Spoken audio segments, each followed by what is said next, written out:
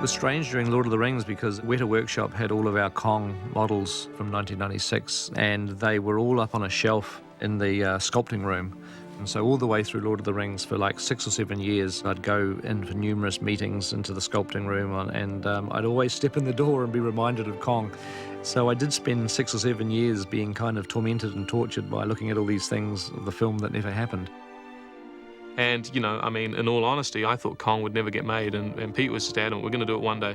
You know, there was never a day, you know, that you know, he even sort of considered that we were never going to do it. So it was really nice when we got a phone call from Universal asking us if we were interested in revisiting King Kong. That phone call happened while we were on Two Towers. I think Peter gave us the first intimation that the show was going to go about midway through Return of the King. So sorry we're late. We were just having a look at Real 10 of Return of the King. I believe we're supposed to finish it for a premiere soon.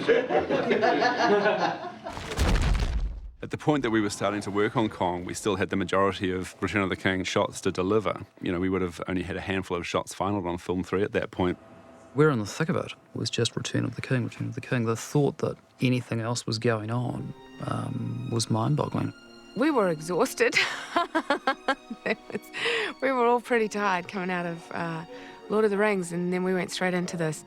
Most of the people who worked with us on Lord of the Rings carried through. It was just that same old team crashing along, you know, and it was great.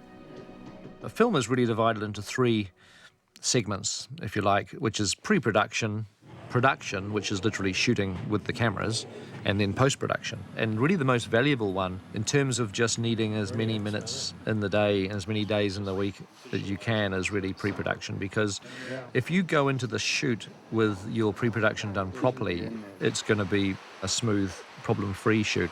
The thing that became painfully apparent right from the start is that we'd had this luxury of this 3 years of pre-production on Rings. With Kong, we had a show that was in many ways as complex as the whole of the trilogy, but we had pretty much 2 years from start to finish to get the whole thing done. So we had to hit the ground running. Kong just went bang. You're racing, boys, you know, and we were racing.